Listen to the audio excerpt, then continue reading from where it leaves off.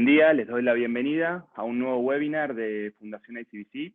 Gracias por acompañarnos, tanto a los que lo hacen vía Zoom como por nuestro canal de YouTube. La actividad de hoy consiste en un diálogo con Mariano Tursi acerca de China y la nueva ruta de la seda. Vamos a conocer la iniciativa china de la Franja y la Ruta y sus implicancias para la globalización y el comercio internacional.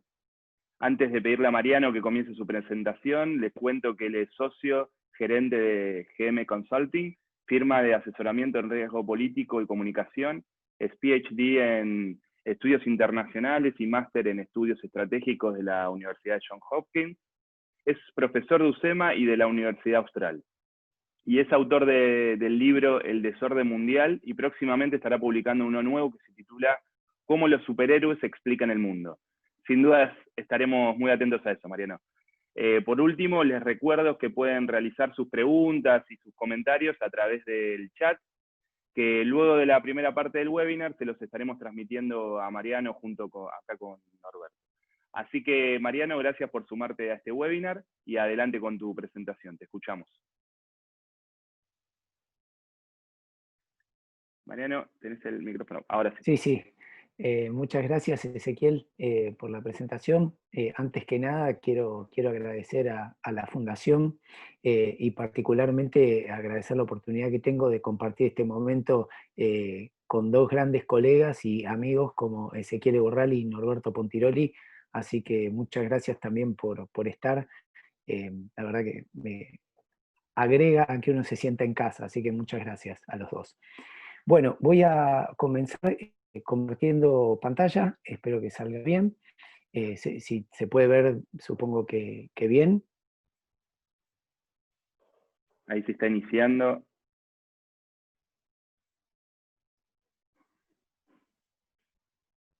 Cuando me den el Ahora ok, se si ve, no... sí, se ve bien, Bien, Mariano, ya. perfecto. Bien, les voy a proponer a todos entonces hoy comenzar con hacer unos 22, 23 minutos para que puedan comprender la iniciativa de esta nueva ruta de la seda, ¿sí?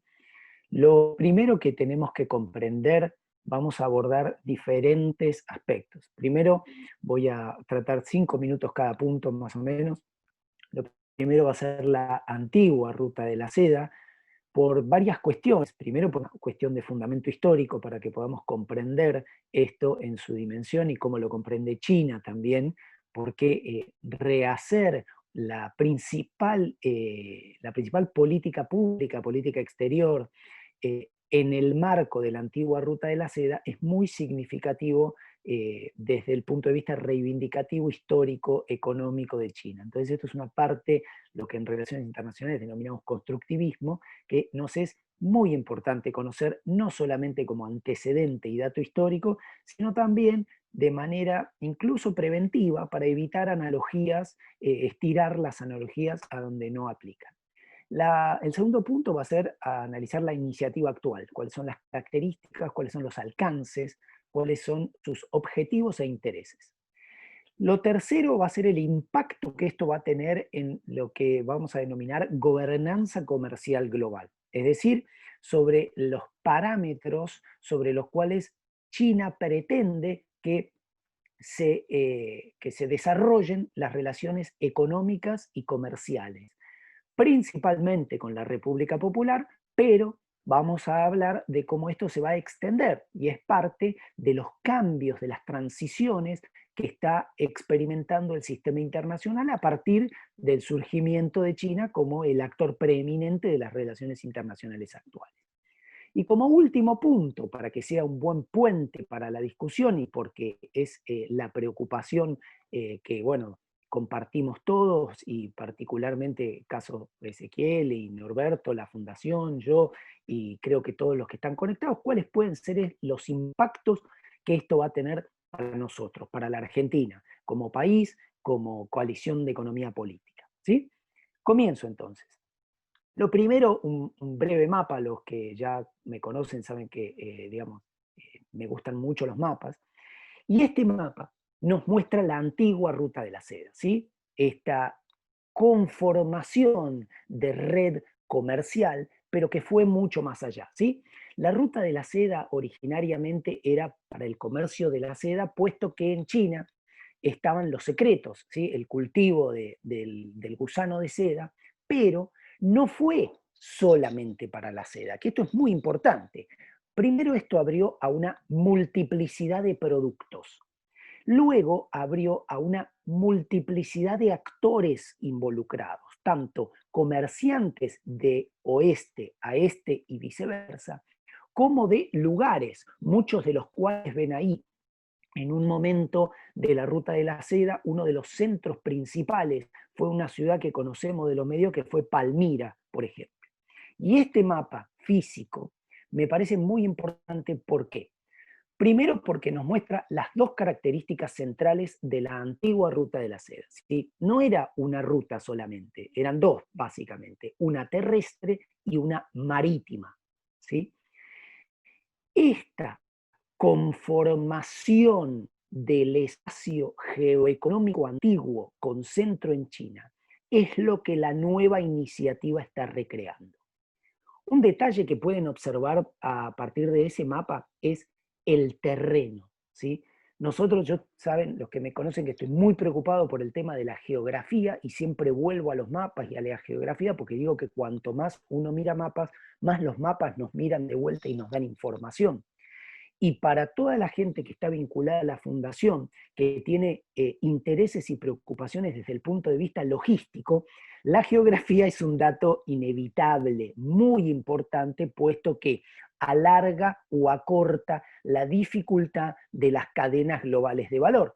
Esas cadenas globales de valor que no existen en un vacío institucional ni físico, sino que ahora la geografía vuelve como factor analítico explicativo relevante, ¿sí? Entonces, la antigua Ruta de la Seda, primer dato fundamental, que eran dos rutas, una terrestre y una marítima. Segundo dato fundamental, que no fue solamente un corredor vacío, sino que el trazado de ese corredor fue determinando la prosperidad de diferentes lugares a lo largo de esa ruta y en consecuencia de diferentes grupos sociales, económicos y políticos. Y el tercer dato importante es la compleja geografía. Hoy, no solamente la nueva iniciativa va a atravesar esta compleja geografía, sino que también va a atravesar una compleja geopolítica, ¿sí? Entre China y, digamos, Madrid o Londres en el continente europeo. Una foto que ilustra perfectamente esto. Atrás uno tiene la flota del almirante Chen He, ¿sí? Para todo lo que era el comercio marítimo. Y en comparación está una de las carabelas de Colón. Fíjense y observen detenidamente el tamaño, ¿sí? Entiendo que hoy en día ustedes están acostumbrados a ver megaestructuras de todo tipo, pero en ese momento, tanto la carabela como la embarcación de Chenghe eran hechos de ingeniería, ¿sí? Proezas tecnológicas que a la misma vez que tenían un impacto directo en mejorar el comercio, legitimaban la superioridad de la civilización que los producía. Esto sigue vigente hasta el día de hoy con tecnologías de la información o inteligencia artificial, pero solamente para que se den una idea de la perspectiva china, hasta qué punto esta ruta de la seda simbolizaba, personificaba, era un símbolo patente, un ejemplo claro, materializaba la superioridad de un modelo político, social, económico. Entonces, pasamos ya a la iniciativa actual. En los documentos oficiales de la República Popular, la denominación, la tienen ahí en caracteres, es la franja económica de la Ruta de la Seda y la ruta marítima de la seda del siglo XXI, ¿sí? La versión española, ¿sí? De una franja y una ruta, lo que anteriormente se conocía como OBOR, que hoy lo vamos a denominar la franja y la ruta. ¿Por qué digo esto? Lo digo específicamente para que tengamos en cuenta que la nomenclatura que aplicamos incluso es más compleja de lo que suponemos. ¿Por qué?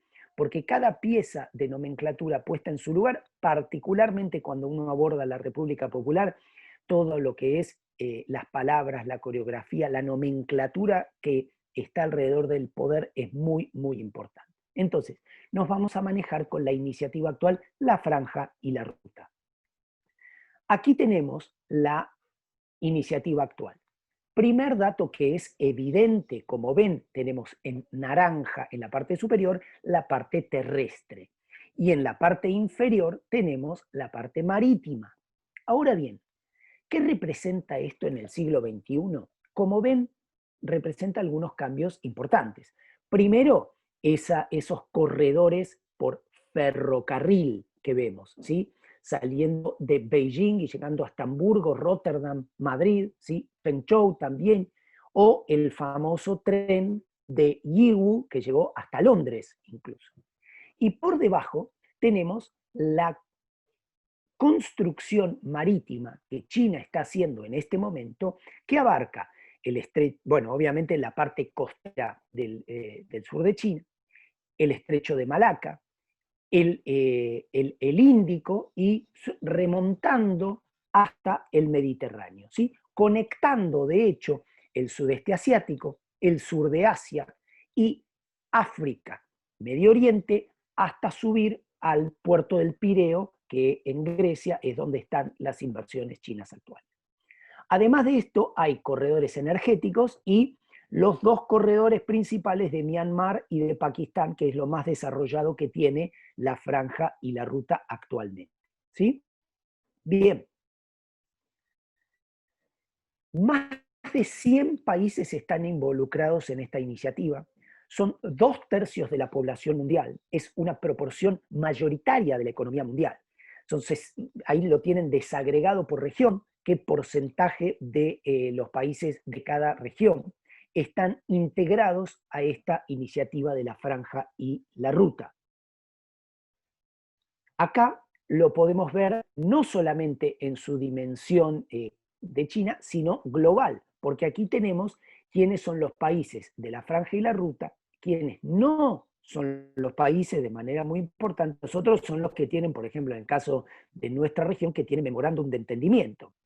¿Y quiénes son los países que no están integrados? Muchas veces, particularmente en el caso de China, pero en general, es tan importante lo que existe y lo que observamos como lo que no podemos observar. Entonces esto también da una idea no solamente de quiénes están involucrados, sino de a quienes no está destinado esta iniciativa. Cantidad de acuerdos, pero para no perder el tiempo, la ruta de la seda, así como dije que era un corredor terrestre y un corredor marítimo, tiene otras iniciativas, particularmente 4. La ruta de la seda verde, para lo que es la cooperación medioambiental, ¿sí? Esto tiene una doble concepción, ¿no es cierto? Una concepción de sustentabilidad y una concepción de desarrollo tecnológico en las denominadas tecnologías verdes, ¿sí? Que es algo que China tiene en su doble dimensión, para, digamos, lidiar con los problemas ambientales domésticos y globales y como área de inversión. Después, la ruta de la seda para la salud, que esto ha tenido un desarrollo bastante importante luego de la explosión de la pandemia de COVID-19, para todo lo que es atención médica y sanitaria. La ruta de la seda inteligente, que tiene 2 dimensiones que podemos abordar más tarde si hay preguntas al respecto, que es lo que sería la parte digital de nuevas tecnologías y lo que es reclutamiento de recursos humanos a lo largo de todos los países, y la ruta de la seda para la paz, que es la cuestión política y de seguridad, porque no nos olvidemos que logísticamente este es un proyecto de hub and spokes, pero que atraviesa los territorios más complejos que existen en el mundo hoy, ¿sí? Territorios donde hay desde guerra hasta insurgencias armadas de todo tipo e índole. Punto 3, gobernanza comercial global. Dentro de los 5 puntos principales declarados de la iniciativa está la coordinación de estrategias y políticas de desarrollo económico. Esto es muy importante y es un punto de partida distinto de un proyecto de desarrollo de infraestructura típico occidental, puesto que implica coordinar el propio desarrollo nacional de la infraestructura dentro de un marco más amplio. Por supuesto, esto se relaciona con el punto 2, ampliar la conectividad de infraestructura. ¿Con qué objeto? Bueno, el objeto declarado, obvio e inmediato es facilitar el intercambio de productos desde y hacia la República Popular, lo cual implica el punto 3, la reducción de barreras comerciales. Crear un área, no sería un área de libre comercio en sí, pero generar los pilares de desarrollo infraestructural dirigido, coordinado centralmente bajo el paraguas de la franja y la ruta, para que eso haga que las barreras comerciales, ya sean legales o físicas, se reduzcan. El cuarto es el fortalecimiento de vínculos entre personas, puesto que es condición necesaria, fundamental, por lo menos para Beijing, para llevar este proyecto a buen puerto. Y el quinto, que es muy importante, es la profundización de la cooperación financiera. ¿Por qué? La cooperación financiera es el reverso de la cuestión comercial. Aquí tenemos una nota de Xi Jinping del 30 de julio de este año, hace un mes, donde insta a convertir el Banco Asiático de Inversión en Infraestructura en la plataforma para construir esta comunidad de futuro compartido. ¿Qué quiere decir esto de la gobernanza comercial global? Implica una cuestión muy importante, que es que la iniciativa de la franja y la ruta no se va a circunscribir exclusivamente al intercambio de productos, sino que además es un instrumento para que China pueda expandir sus capacidades de préstamo a los países de la iniciativa. Fíjense, a través de préstamos oficiales de asistencia, otra asistencia financiera. ¿A través de quién? ¿Quiénes son los actores involucrados en esto? El Banco Asiático de Inversión en Infraestructura, el Banco Chino de Desarrollo o el Exim Bank de China. ¿Por qué?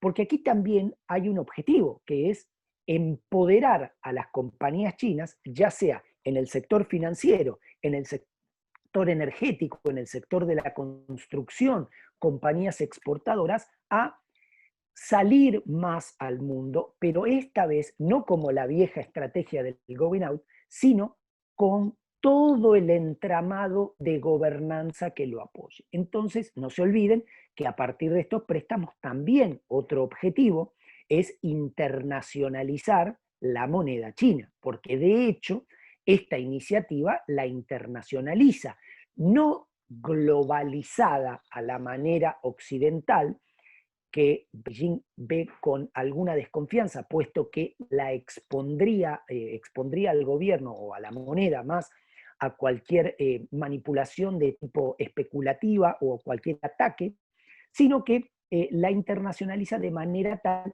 que pueda ser una moneda con cada vez más curso, cada vez más utilización, ¿sí? Como en el caso de los swap. Bien, fíjense que los contratos entre el 2013 y el 2018 se han focalizado particularmente aquí en el cuadro de la izquierda, lo pueden ver, en los sectores energéticos, ¿sí? Y como porcentaje de la inversión y contrato de construcción, energía y transporte se llevan la mayor parte de los contratos. ¿Por qué? Porque se está generando esta red.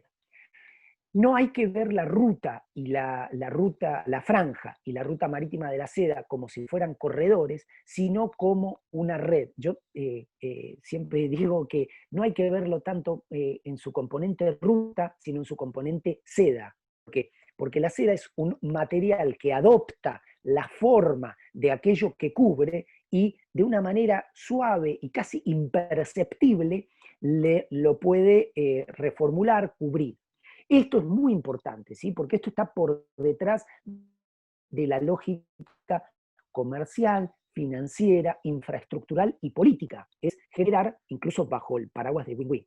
Fíjense cómo ha aumentado en algunos casos, como el caso de los países que están dentro de la iniciativa, ha aumentado sostenidamente el comercio, mientras que el comercio bilateral con el Asia ha disminuido. ¿En qué sentido? En que hay una predilección china por incorporar a los países a esta iniciativa. Esto no es ninguna novedad, esto ocurre en cualquier instancia de gobernanza comercial, ¿sí? Es quienes están dentro reciben beneficios comparativamente a quienes están fuera. Y esto funciona como un elemento de lo que se conoce como binding, que es atar, estas palabras de Eikenberry, que es atar a los socios con reglas, procedimientos, procesos e instituciones comunes, y también adherir, ¿sí? No solamente atar, sino adherir, lo que se llama bonding, que es que todos puedan también generar algún sentido de comunidad. Bien, impactos para la Argentina, que es el punto 4 y donde me gustaría focalizar los últimos 5 minutos de mi presentación. Un detalle que tenemos aquí, siempre abordo primero mapas. Entonces, Argentina está dentro de los países que no han avanzado en esta iniciativa. Como ven, en el Cono Sur o en América del Sur y en el Caribe en particular. Ahora bien, vamos a pensar impactos en 2 niveles. 3, si me permiten. El primero es el impacto global, ¿sí? La ruta de la seda, ya sea la antigua o la iniciativa actual, van desde el Asia, desde China, hasta Europa. Entonces, ¿cómo se inserta América Latina en general y Argentina en particular a esta nueva configuración geoeconómica y, atención, geopolítica también, que pretende avanzar China? Segundo punto, nivel regional.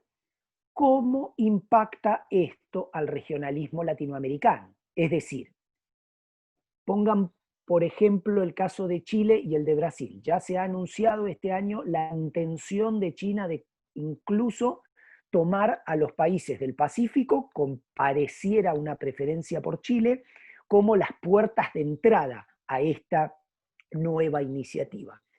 ¿Cómo impacta esto a la región latinoamericana? ¿Genera un nuevo eje entre países del Pacífico y países del Atlántico? Este eje separa, reconfigura, une. ¿Cómo van a impactarse los procesos de integración o de desintegración regional en curso? Y último nivel, bilateral, con centro obviamente en la Argentina. ¿Cómo esto impacta las relaciones que la Argentina tiene, tanto con China como con sus vecinos? ¿Redefine la relación con Brasil y por ende el perfil del Mercosur? ¿Nos hace repensar o nos debería hacer repensar la relación con Chile, Perú, Ecuador, Colombia, México a nivel bilateral o también con la Alianza del Pacífico como agrupamiento? ¿Qué nivel de articulación puede tener la Argentina con China dentro de la iniciativa y fuera de la iniciativa? Ahí pueden ver una nota de la revista Dang Dai, donde la vicepresidenta impulsa que la Argentina se sume a esta iniciativa. Ahí justamente también está el aviso de una universidad, de la universidad donde doy clase, que es la Austral, sobre el tema de China. Pero la pregunta para la Argentina, dije nivel global, nivel regional y nivel doméstico, tanto en su relación bilateral con China, en su relación bilateral con los vecinos, y ahora sí, una pregunta que con esto voy a concluir, que es qué coalición de economía política, qué alineamiento de actores públicos y privados es necesaria para incorporarse a esta iniciativa, de qué manera incorporarse a esta iniciativa, o resistirla o rechazarla, porque eso no es una cuestión, digamos, que haya un óptimo intelectual o académico, sino que va a ser definido por las coaliciones sucesivas de economía política que sostengan ciertos gobiernos.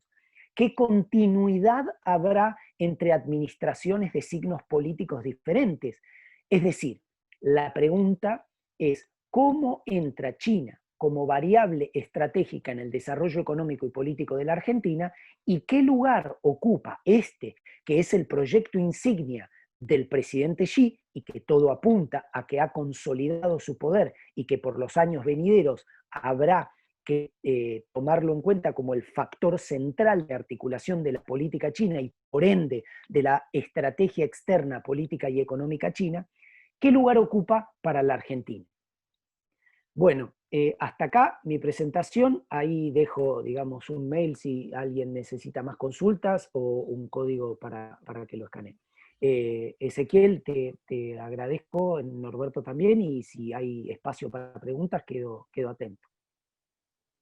Muchas gracias, Mariano, por tu presentación. La verdad que muy, muy integral. Una excelente foto de lo que la iniciativa es hoy. Si yo tuviera que forzar un poco y resumir en pocas palabras lo que me llevo de esta primera presentación tuya, es que un país no desarrolla su infraestructura para después ver qué hacer con ella, ¿no? Parecería que, digamos, detrás de esto hay claramente un modelo de desarrollo, como bien lo presentaste, y quiero aprovechar entonces para introducir algunos temas y provocarte un poco para iniciar el diálogo con los participantes.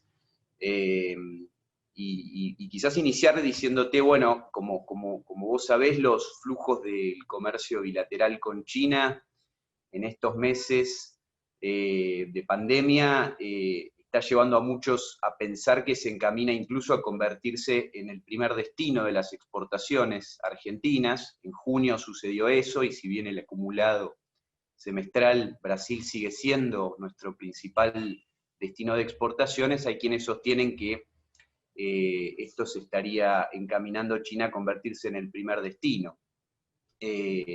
Asimismo, también como sabés, China ha tomado ya hace un tiempo una decisión estratégica de combinar el abastecimiento externo con el abastecimiento interno para garantizar su seguridad alimentaria.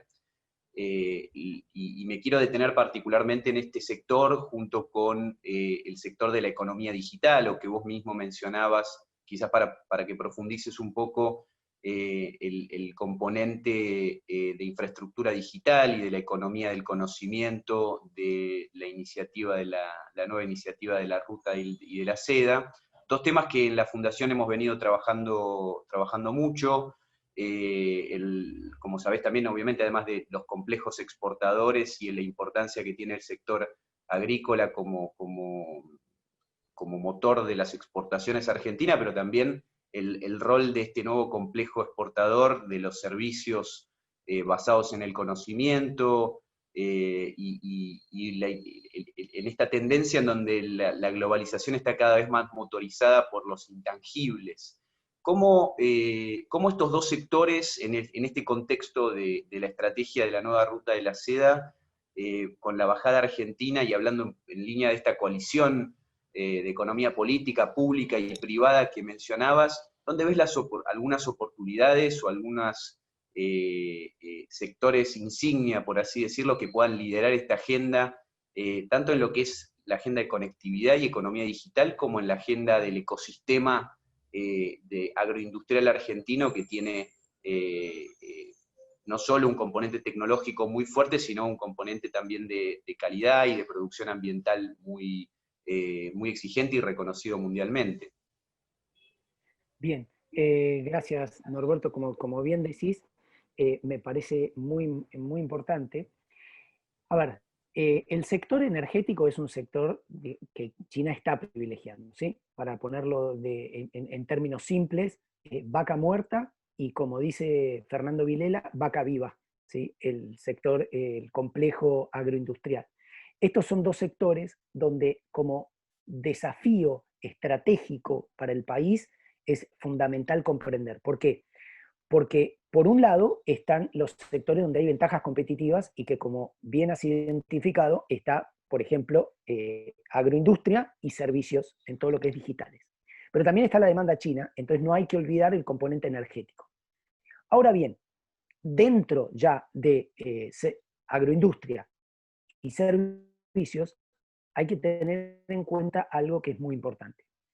La ruta de la seda digital es otro nivel donde se va construyendo esta red de gobernanza. Tenés un primer nivel físico de infraestructura, tenés un segundo nivel institucional para la gobernanza comercial, un tercer nivel que es político, donde esta iniciativa apalanca la relación bilateral de China con todos los demás países, y un nivel tecnológico.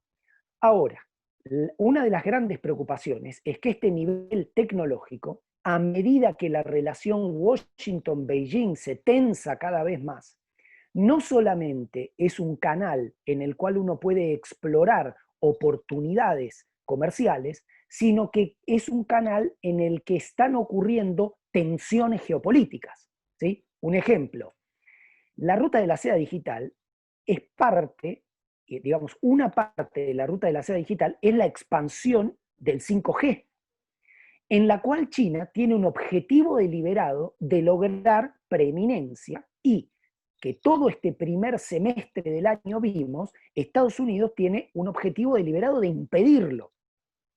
Entonces, para países como la Argentina, toda la cuestión tecnológica, digital, tiene todo un componente de oportunidad donde el sector privado puede, digamos, hacer sus FODA clásicos, pero que el sector público debe advertir y acompañar que esto está en el contexto de una creciente confrontación, ¿sí? Te lo voy a poner de esta manera, Norberto. Si vos sos una compañía, no argentina, pero que ofrece un servicio de videos para adolescentes, ByteDance con TikTok, nunca hubieras imaginado que ibas a ser objeto de la investigación del Departamento del Tesoro de Estados Unidos y que ibas a terminar prohibido. Este tipo de escenarios de riesgo son cada vez más frecuentes.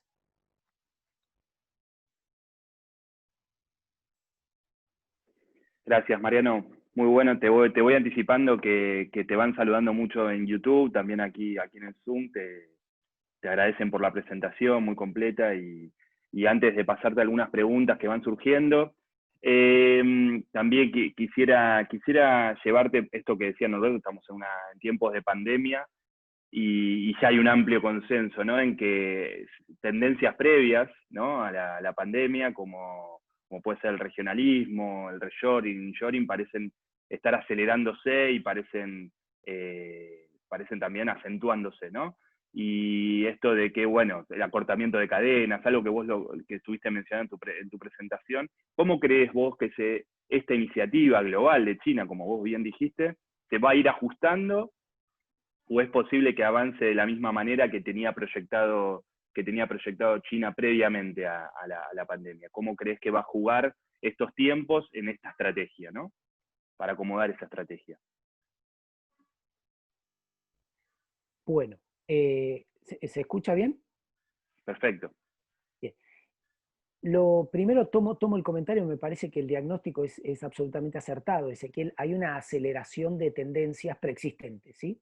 La iniciativa es de 2013, Xi la anuncia en el 2013 y hace 7 años.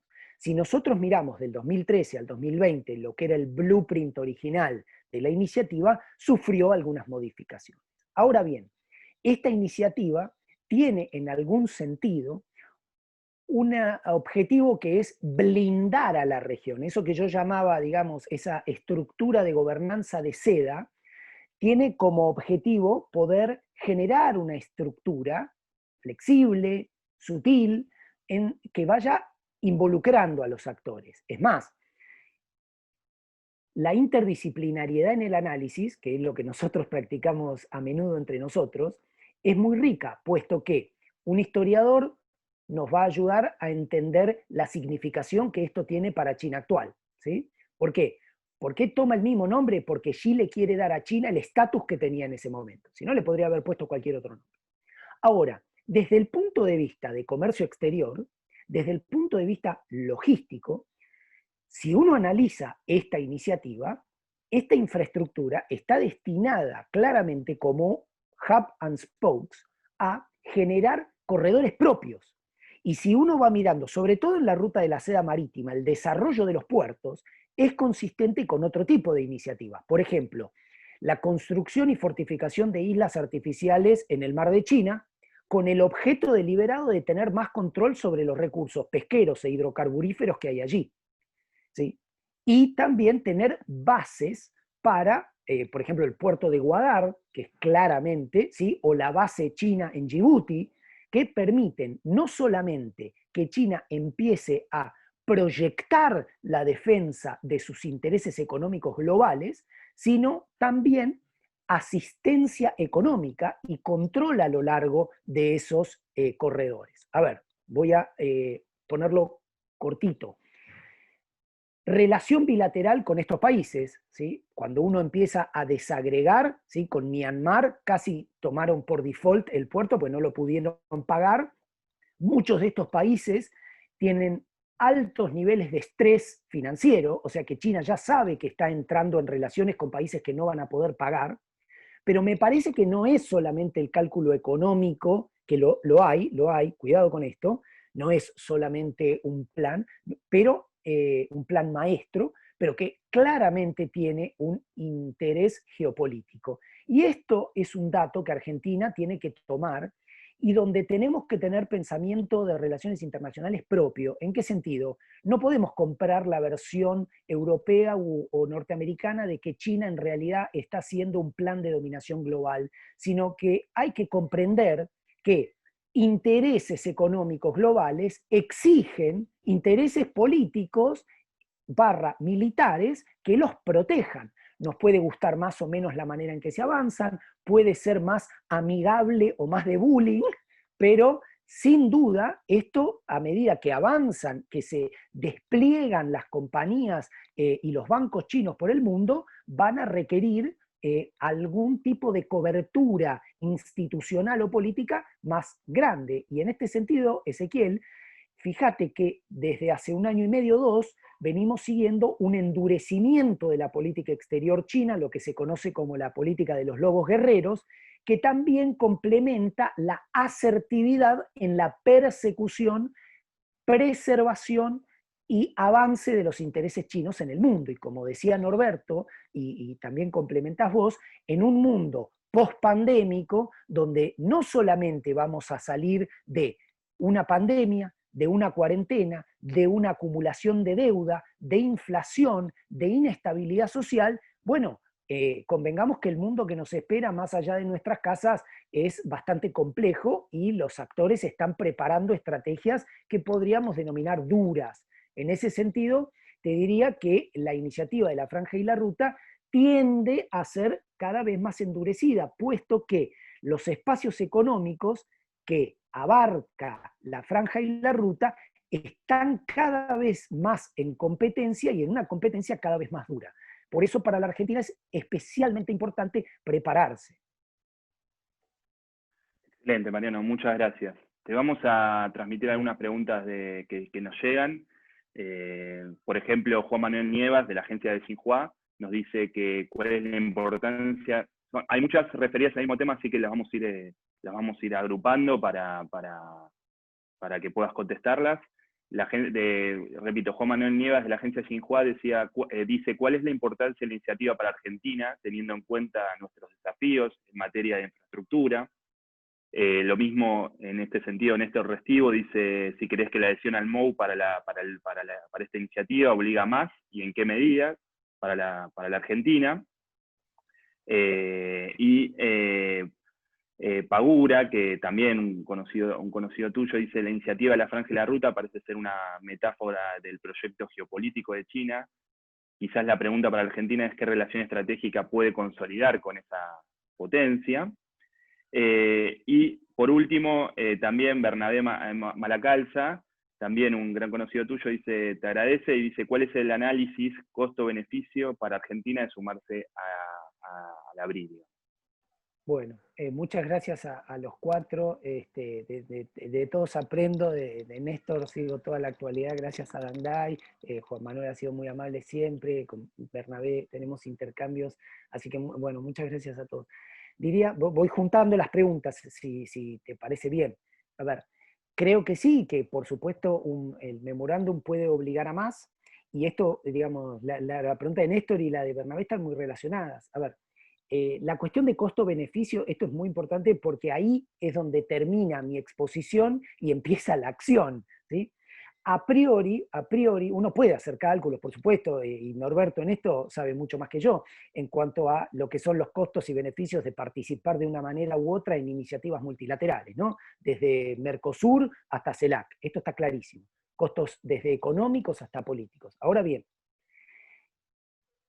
como diría Wendt, ¿no es cierto? El memorándum es lo que los estados hagan de ellos también en algún sentido. Yo diría dos cosas, sin haber afinado el lápiz y entrar en costo-beneficio. Diría una meta respuesta a lo que están preguntando, que es lo siguiente.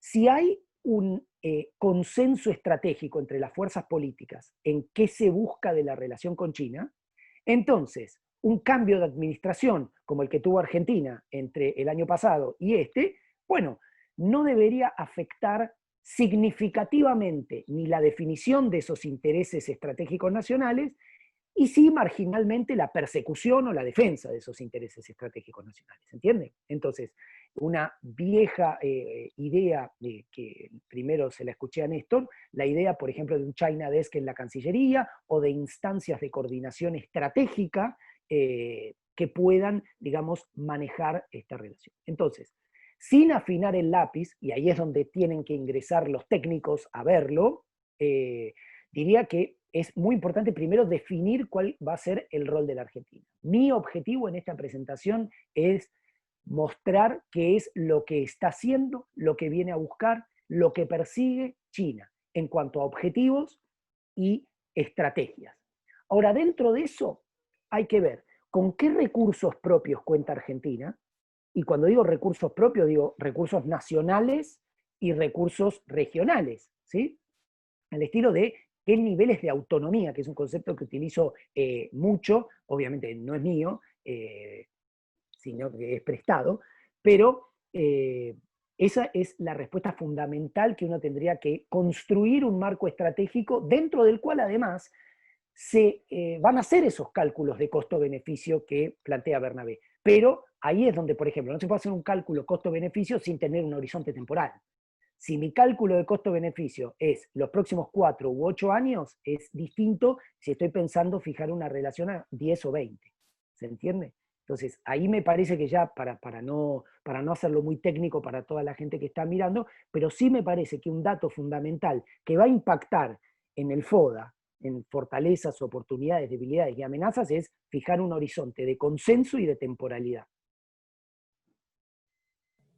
Gracias, Mariano. Vamos levantando también algunas preguntas más, como la de Martín Piñero, que plantea si es posible evitar con China la primarización de las exportaciones agrícolas, y un poco, bueno, parte ya respondías, él preguntaba también sobre el costo político en términos más que nada geopolíticos del entrar a la iniciativa, que todavía hay que pensar, me parece ahí hacer una destilación de qué significa entrar, porque tiene muchas capas también eso, me parece. Y por otro lado, aprovecho en esta misma línea, teniendo en cuenta y conectando esto de la primarización de Expo o el potencial riesgo de primarización de exportaciones, en algún sentido también China, junto a otros países del Asia, estuvieron en el centro de lo que fue uno de los grandes ejes que determinaron las pautas de consumo, que fue la urbanización, el surgimiento de clases medias, urbanas, y en algún sentido también hay un componente, creo, en la concepción del Belt and Road Initiative,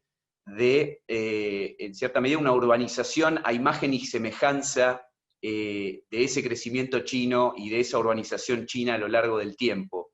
Teniendo en cuenta que hoy incluso en la pandemia, y esto es un poco de futurología, pero generalmente te le animás a los escenarios y tenés imaginación. Así que preguntarte quizás cómo imaginás en ese contexto en el que incluso se está debatiendo mucho el nuevo rol de las ciudades, la espacialidad urbana en un contexto de distanciamientos sociales, etcétera. Si crees o tenés alguna reflexión sobre cómo el concepto de lo que fue la urbanización o los últimos procesos de urbanización pueden estar embebidos dentro de esta lógica de la Belt and Road Initiative, y en particular en lo que respecta al consumo de alimentos, ¿no? De esas clases medias, del ingreso de mayores proteínas animales, de alimentos con mayor calidad, con mayor trazabilidad, etc. Bueno, tomo, digamos, además están perfectamente relacionadas según el framing que le dio Norberto. Entonces, diría lo siguiente. Con respecto, bueno, agradezco a Martín también. Con respecto al tema de la primarización, es muy difícil, puesto que justamente la segunda parte de la pregunta de Norberto es el factor que tracciona la primera.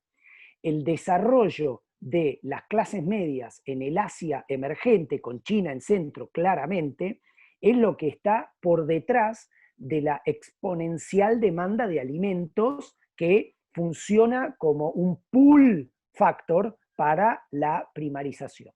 Ahora bien, cuidado con el término primarización y seguramente después lo conversaré por WhatsApp con Martín, pero hoy un producto agroindustrial, llamarlo un producto primario es difícil, ¿sí? Porque el nivel de desarrollo tecnológico que hay en un poroto de soja nos puede gustar más la biotecnología o menos, podemos discutir ad infinitum sobre los impactos ecológicos del modelo de producción agroindustrial a gran escala. Pero en tanto y en cuanto estamos dentro de ese escenario, después podemos discutir si diversificarlo, si agricultura familiar, todo lo que quieran. Pero dentro del universo ese, es muy difícil hablarlo de primarización. Sobre todo para un país como la Argentina, en donde podría pensarse escalar la cadena de valor dentro de estos productos.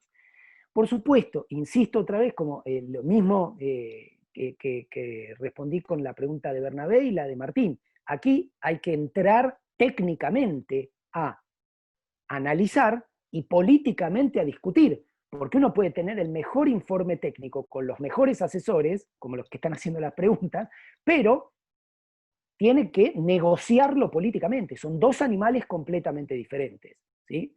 El analista y el negociador. Entonces, pero sin duda lo puede haber. Ahora bien, ¿por qué digo lo puede haber y por qué recojo el guante de Norberto de animarme a esto?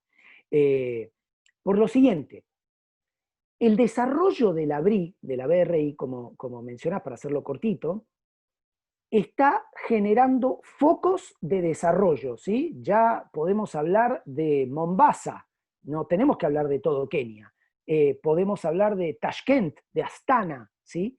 Ese impulso de infraestructura, como dije al principio de mi presentación, surgió Palmira en la antigua Ruta de la Seda. Entonces, les anticipo que por analogía histórica vamos a ver surgir lugares estratégicamente clave que, a ver, Valparaíso en Chile, ¿sí? Van a tomar una relevancia que no tenían anteriormente. Entonces, lo que sí se puede hacer, también hay que pensarlo, ¿no? Por supuesto, pero imaginemos, porque acá me siento libre, imagínense que escribí un libro sobre superhéroes, si no me siento libre para decir esto,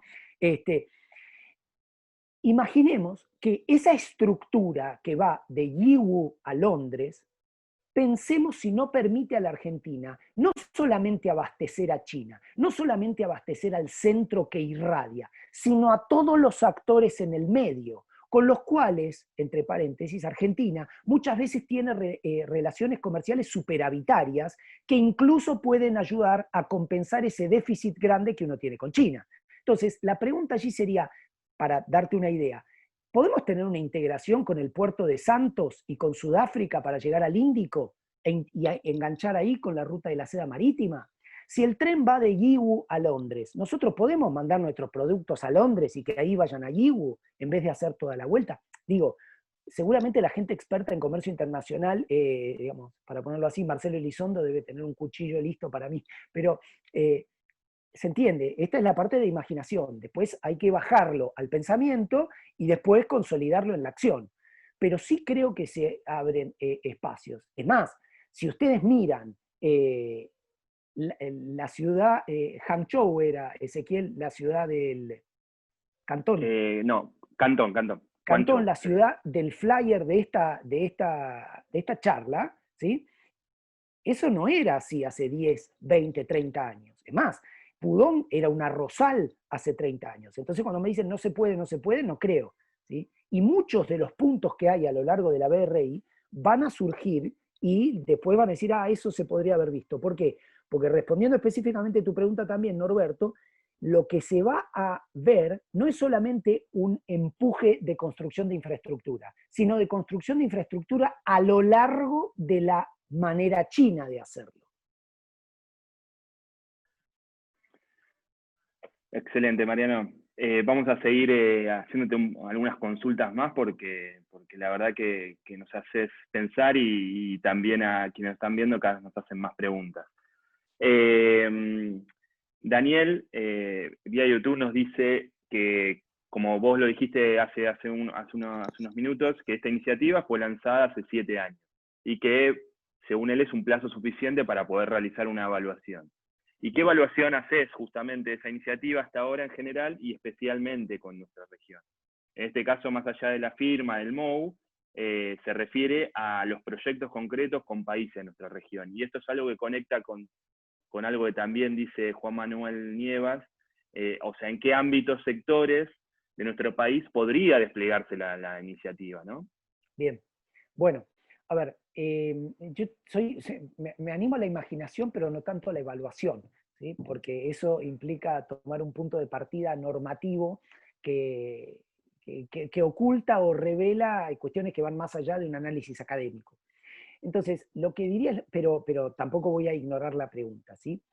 Una cuestión muy importante. En el 2013 esto se lanza con una situación de poder doméstica de Xi muy distinta de la que tiene hoy, y una situación regional y global de China muy distinta de la que tiene hoy, ¿sí? Por ejemplo, la relación con Estados Unidos, uno puede adscribírselo a la persona del presidente Trump. Yo no creo solamente en eso, pero esa relación, digamos, los niveles crecientes de enemistad entre China y Estados Unidos a los que se llegó en el 2019 no eran predecibles en el 2013. Entonces, esto sí significativamente alteró los planes. En ese sentido, si uno quiere una evaluación, uno tiene que entender que hay muchas cuestiones que en el 2013 no se pensaban de esa manera. A ver, Gran Bretaña estaba en la Unión Europea y no había muchas voces que pudieran anticipar que Gran Bretaña se iba a ir de la Unión Europea. Eran movimientos fringe que existían ya, pero que no tenían la atracción que tienen ahora. ¿Por qué digo esto? Porque el retiro de Gran Bretaña de la Unión Europea lo deja en manos exclusivas de Estados Unidos y entonces lo fuerza a echar a Huawei. Cuando en realidad Xi Jinping en persona fue recibido en la carroza más lujosa que tiene la reina Isabel, la carroza de oro, y a Huawei se le dio una alfombra roja. En ese momento, la situación estratégica que tenía Gran Bretaña era más a la Tony Blair, ¿sí? En el sentido de que podía tomar distancia de Estados Unidos. Hoy no tiene. Y esa salida de la Unión Europea lo arrojó a brazos de Estados Unidos, impactó negativamente en China, China se endureció y amenazó. ¿Se entiende? Esto no era previsible en el 2003. Con respecto a la pregunta de Juan Manuel, las áreas donde Argentina podría tener más participación, hay que tener mucho cuidado porque no sé si son las áreas que a China le interesan más. ¿Sí? China está más interesado en el desarrollo de infraestructura energética. ¿Sí?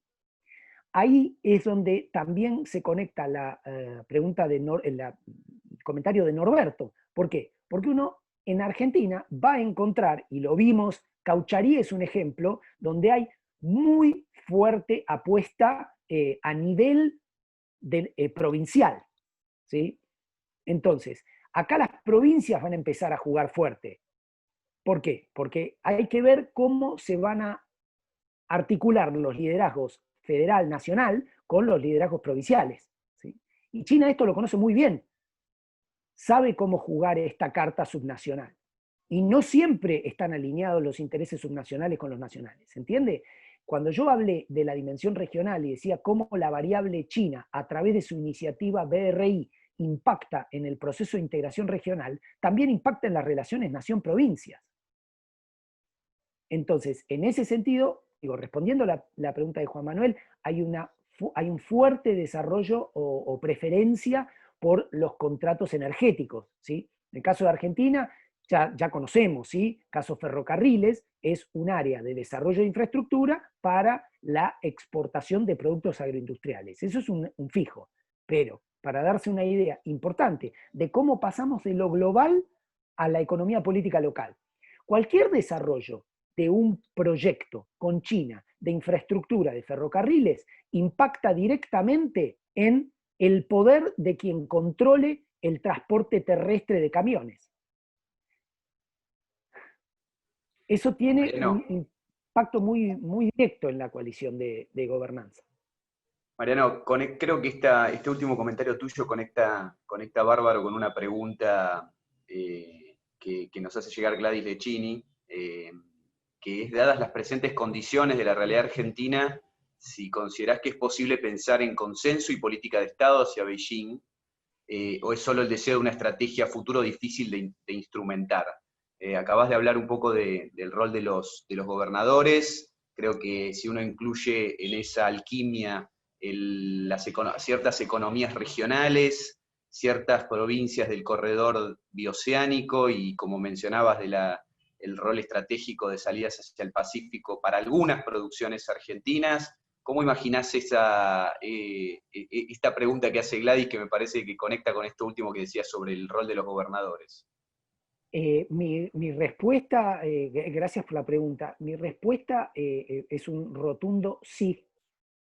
No creo que sea el producto de un voluntarismo utópico. De hecho, conozco gente, dos de los cuales me acompañan en esta charla, que tengo probada evidencia que tienen capacidad y voluntad de hacer las cosas, y así se replican en todos los sectores políticos y académicos, ¿sí? Lo que hay que generar es una instancia de articulación. De hecho, conocemos todos, muchos de los que estamos preguntando y respondiendo en esta charla, todos conocemos instancias. Es más, la relación con China pasó por la administración de Néstor Kirchner, de Cristina Fernández de Kirchner, de Mauricio Macri y de Alberto Fernández, y un análisis preliminar no muestra que haya sido ni botín de guerra, ni politizado, sino que además muestra ciertos grados de continuidad que no solamente son positivos en la relación Argentina-China, sino que son inusitados en la historia de la política exterior argentina. ¿Por qué? Porque los grados de divergencia que hay entre algunas administraciones, más los grados de cambios globales que hubo, precio de los commodities, no descarrilaron la relación.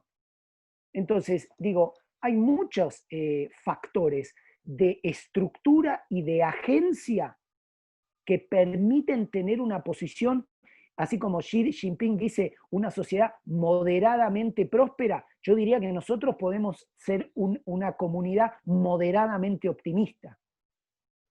Dicen que la diferencia entre un optimista y un pesimista es que el optimista cree que las cosas todavía pueden ser peores. Yo quizás suscribo a esa vertiente del optimismo. Bueno, Mariano, muchísimas gracias. Hemos llegado al horario de finalización, o sea, de una forma muy prolija, como ha sido tu presentación. Estamos justo en horario y la verdad que nos hacen, hemos aprendido mucho, creo que te hemos aprovechado y disfrutado con tu presentación, tus reflexiones, tus respuestas, y la verdad que un placer poder dialogar una vez más con vos, como siempre hacemos, y hacerlo en este ámbito también nos enriquece mucho. Así que te queremos ceder la palabra una vez más para dar un cierre y despedirnos. Bueno, para mí, digamos, yo quisiera cerrar con un agradecimiento, primero a la Fundación, segundo a ustedes dos, muchísimas gracias. Tercero, a los que han consultado, a todos los amigos que han consultado y a los que han soportado en silencio estos minutos y que se han logueado a una plataforma o a la otra. Muchas gracias y bueno, como siempre, a disposición. Gracias. Han quedado seguramente algunas preguntas que han hecho, como vos has sido muy generoso y has dejado tu contacto, así que invitamos a que puedan escribirte, a que puedan consultarte aquellas preguntas que no hemos podido transmitir. Pero bueno, agradecerte y agradecerles a todos los que nos acompañaron, ya sea acá en el Zoom o vía YouTube, y los invitamos a poder ver de nuevo la charla, que va a estar disponible en el canal de YouTube de la Fundación cuando quieran. Así que nos despedimos y muchísimas gracias, Mariano, muchas gracias, Norbert. Hasta la próxima. Gracias a todos. Gracias, Mariano. Saludos para todos. Gracias.